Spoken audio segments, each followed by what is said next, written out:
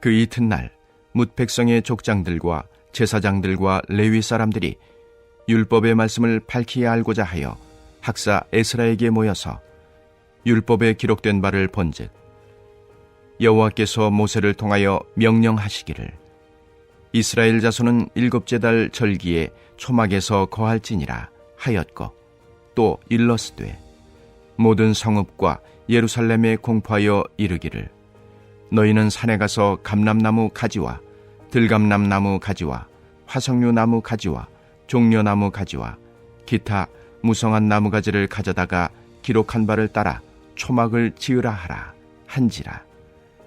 백성이 이에 나가서 나뭇가지를 가져다가 혹은 지붕 위에 혹은 뜰 안에 혹은 하나님의 전 뜰에 혹은 숨은 광장에 혹은 에브라임 문 광장에 초막을 짓되 사로잡혔다가 돌아온 회중이 다 초막을 짓고 그 안에서 거하니 눈의 아들 여호수아 때로부터 그날까지 이스라엘 자손이 이같이 행한 일이 없었으므로 이에 크게 기뻐하며 에스라는 첫날부터 끝날까지 날마다 하나님의 율법책을 낭독하고 무리가 이레 동안 절기를 지키고 여덟째 날에 규례를 따라 성회를 열었느니라. 샬롬. 선물로 열어주신 이 하루도 주님과 동행하며 허락된 삶의 자리마다 우리 주님과 함께 행복한 믿음의 여정 이어가시기를 거룩하신 주님의 이름으로 축복합니다. 9월을 시작하면서 우리는 계속해서 구약의 느헤미야서를 묵상하고 있습니다. 하가랴의 아들 느헤미야에서 느헤미야라는 이름은 여호와께서 위로하신다라는 뜻이고, 하가랴는 여호와를 기다린다라는 뜻이라고 느헤미야서를 시작하면서 말씀드린 바 있습니다. 그렇다면 느헤미야는 과연 하나님의 어떤 역사를 기다렸는지, 또 하나님께서 느헤미야를 통해 어떤 위로를 주실지 기대하면서 하루하루 느헤미야와 함께 걸어보시기 바랍니다. 성벽 재건 이후에 수문 앞 광장에서 말씀 부흥회가 이어지면서 진정한 부흥의 기회가 이스라엘 백성들에게 찾아왔습니다. 여러분, 햇볕이 눈과 얼음을 녹이듯이 얼음처럼 차가운 사람의 마음도 하나님의 은혜를 체험하면 녹아내리고 변화되게 되죠. 이스라엘 자손은 말씀을 통해 마음이 물처럼 녹아내렸습니다. 말씀으로 마음이 뜨거워진 지도자들은 다음 날에 학사이자 또 지도자였던 에스라를 찾아왔습니다. 말씀에 대한 갈급함이 그들의 발길을 에스라에게로 이끈 것입니다. 그들은 정치적, 영적 책임을 맡은 자들이었는데 모세의 율법에서 그 길을 찾기를 원했던 것이죠. 그리고 그들은 초막절에 관한 규정을 에스라를 통해서 알게 됩니다. 듣게 된 것이죠. 전날에 백성이 울며 통곡한 일이나 이제 이어지는 9장에서 죄 자복에 관한 내용들을 고려해 보면 문맥상 다른 절기들은 과감히 생략하고 축제의 성격에 가까운 초막절에 집중했는지 모르겠습니다. 중요한 것은 백성들이 모세의 율법을 통해서 하나님의 명령을 알고자 했고, 또 그 말씀에 명시된 바를 지켜야 한다는 그 거룩한 부담감을 가지게 되었다라는 것입니다. 하나님의 말씀을 듣는 것만으로는 여러분 충분하지 않습니다. 들은 이후에는 반드시 그 말씀에 대한 순종으로 나아가야 합니다. 물론 로마서 10장 17절의 말씀처럼 믿음은 들음에서 나며 들음은 말씀으로 말미암습니다. 그러나 사무엘을 통해 주신 말씀처럼 순종이 제사보다 나으니 하나님은 그 목소리를 순종하는 자를 기뻐하십니다. 아멘. 이에 지도자 그룹은 모든 성읍과 예루살렘에 공포하여서 이 기록된 말씀을 따라 초막을 지을 것을 명령합니다. 이제 백성의 삶에 말씀이 들려지고 그 말씀에 대한 순종까지 이어졌던 것입니다. 순종의 걸음을 내디딜 때 주님께서 풍성한 순종의 기쁨을 허락하실 것입니다.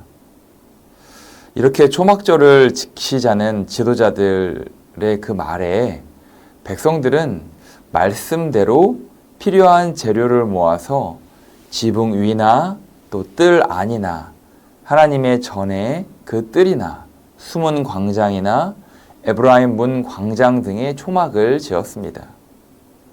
하나님은 첫 번째 유월절 때 애굽의 400년 속박에서 이스라엘을 구속해 내셨고 그들이 광야에서 초막을 짓고 살면서도 약속의 땅을 바라보게 하셨고 또 구름기둥과 불기둥으로 인도하셨으며 만나와 메추라기로 먹이셨죠. 그리고 마침내 젖과 꿀이 흐르는 땅으로 인도하셨습니다. 그러므로 여러분 초막절이 주는 의미가 무엇이겠습니까?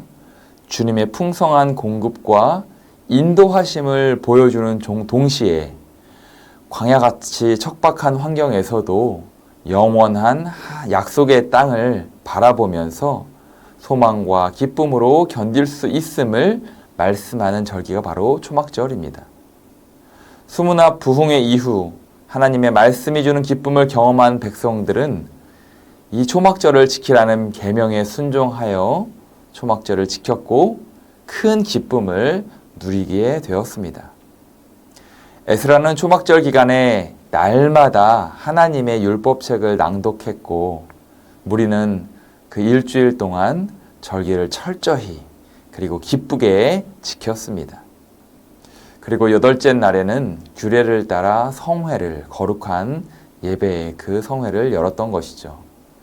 백성은 절기 내내 집으로 돌아가지 않고 허름한 초막 아래에서 가족과 함께 지내야 했습니다.